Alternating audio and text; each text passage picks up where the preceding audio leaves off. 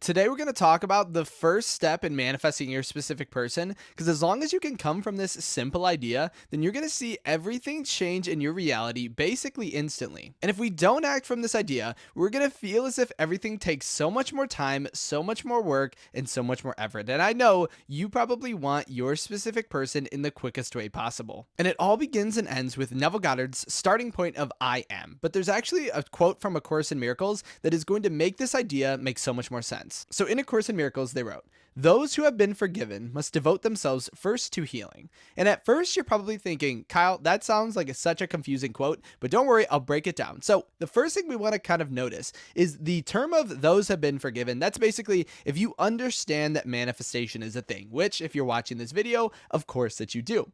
The next step is understanding that we need to devote ourselves first to healing. So what is healing? And we would say healing is the understanding that you don't actually have any identity in your reality.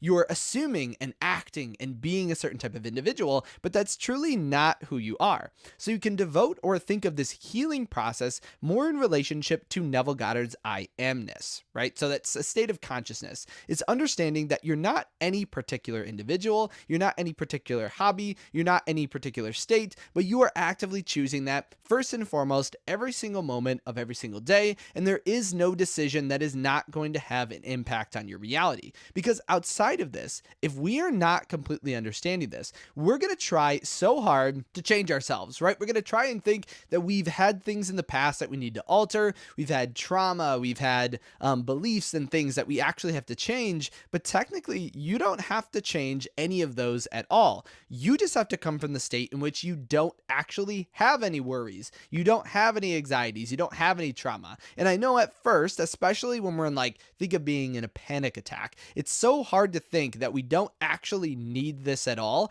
But as soon as we really start to understand that, all of the anxieties, all of the worries, all of the trauma is going to immediately disappear because it's not something that's actually a part of you at all. And the way I like to think about it is kind of like a meal and its ingredients. So your ego, so your state, so the version of you that is not healed, quote unquote, or doesn't understand their consciousness, is a fully prepared meal, right? And if you took a meal, let's say you had steak or something, or fish or whatever, think of your favorite food. Let's say you have that prepared meal.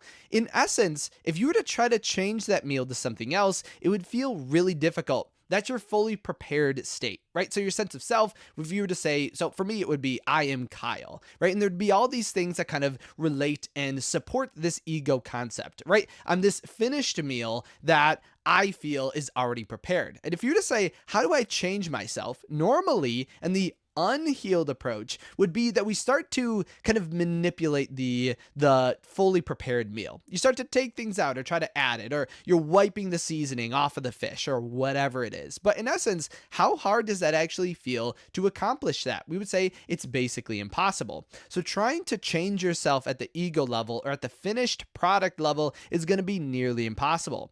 But what if instead you were to understand or not think of it as a meal, but think of it as ingredients in the same way that you should think of yourself or your finished state or your ego self as just ingredients. If we were to think of it ingredients, then if we draw it back to that state, then we know we can actually make so many other meals from the exact same thing. And we don't actually technically have to include any of these ingredients in the final process. So think about it in this way. If your prepared state is a salmon dinner, okay?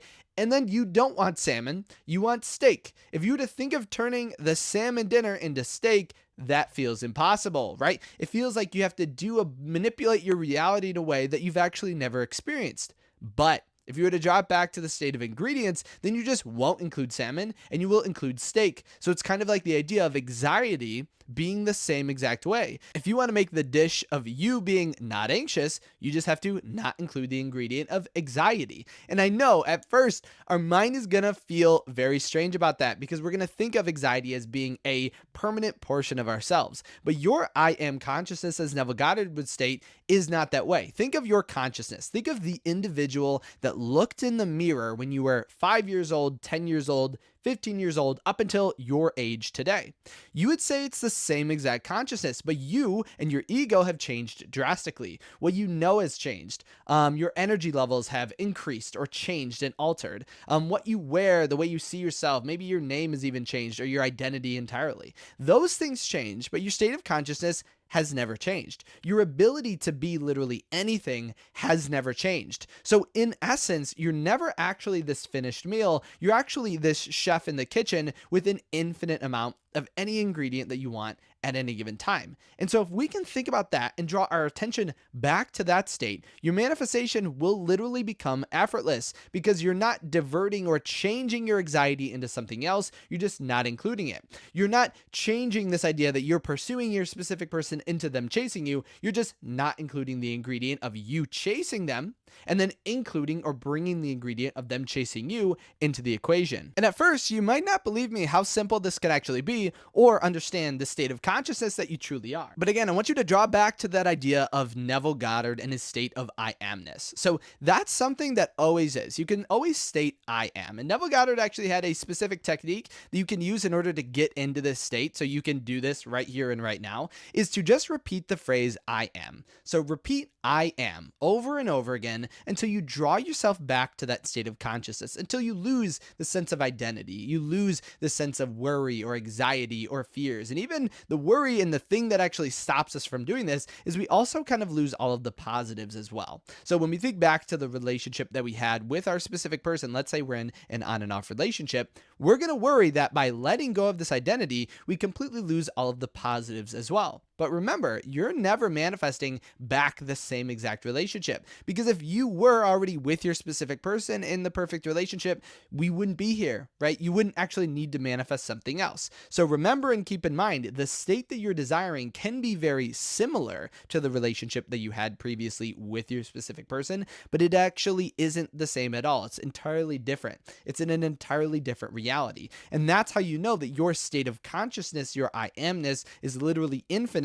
and you're just picking out of one of those states of consciousness. It's kind of like the video I posted recently in that every single atomic or subatomic particle takes every single pathway to every single destination. So when you have any point of A to B, so let's say you wake up, because you're made of these subatomic particles as well. If you were to say the beginning point is waking up and the end point is going to sleep, according to quantum physics, you have taken every single pathway possible at the beginning to the end. You've married your specific person, you've went on a date, you never saw them again, you talked to them, you've spoken to them, you dated their friend, right? I know that sounds crazy, but you've done every single possible outcome in order to get to the state of asleep for the night. And you can even bring that in a greater sense and think of your entire lifespan, right? Being born to passing away, right? You take every single possible outcome. And that's your state of consciousness and the power that you actually have accessible to you right here and right now. We just have to remember, go back to the state of ingredients. Stop trying to change one state to another. Stop trying to change anxiety into positivity. That'll never work because you can't change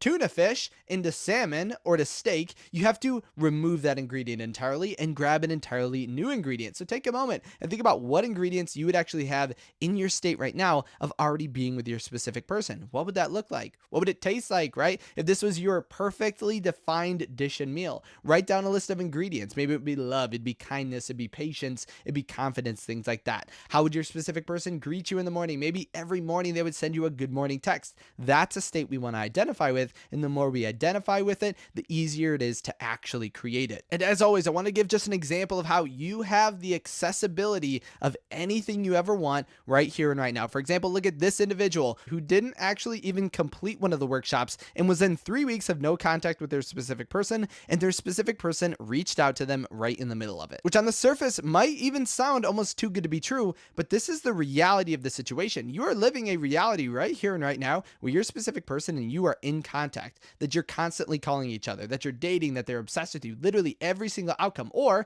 you could also live the reality in which you don't speak to them today. And that's okay, because sometimes it's just a learning process to kind of collapse that reality. But remember, jar yourself back to the first step in manifestation, and that's understanding your I amness, your state of consciousness, and everything will become so much easier. As well as this, make sure to comment any questions, any thoughts, any worries, any successes that you have down in the comment section below. Remember, you can also reach out to me if you have a personal question, a personal thought, a personal success that you didn't want to post publicly at kyleaugustcoaching.com. Also, as well as this, for all my members, let me know if you guys still like me writing out all of these ideas, because I love writing them out, but I don't know if it's like too much in the post section to post these like really long posts, but I love doing it. So let me know if you like that, and I'll make one for today too. But as always, thank you so much for stopping by today. Thank you for liking the video. Thank you for subscribing. Thank you to all the members, and I can't wait to see you in my next video tomorrow.